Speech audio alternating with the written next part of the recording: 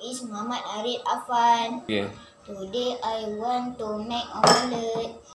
This is ingredient. This is oil.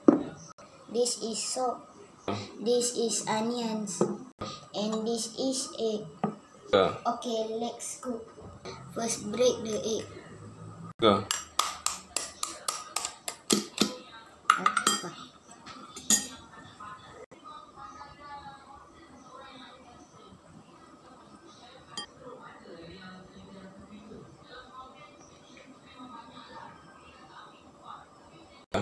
Then stir the egg. Kita goncang.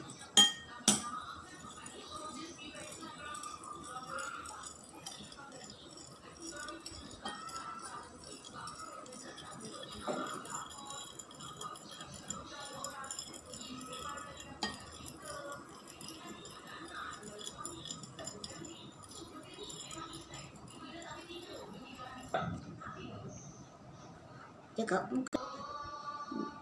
Put onions together.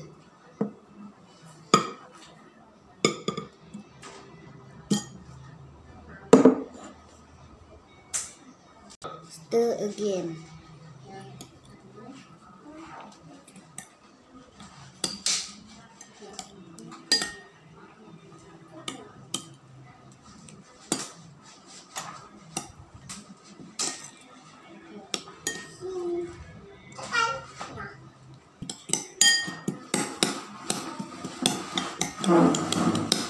Put salt.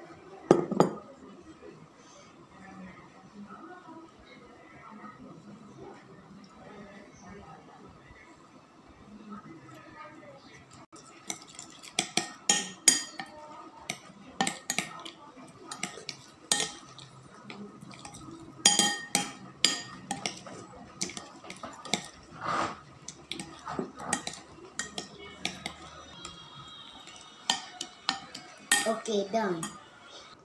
Now we can cook. Then we can cook omelette. Cook oil.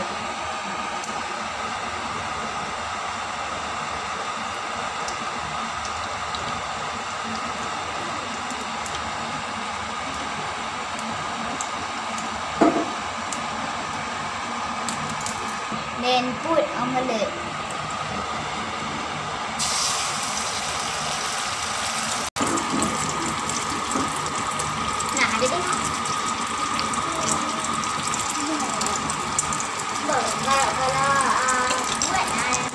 Okay, ready to serve.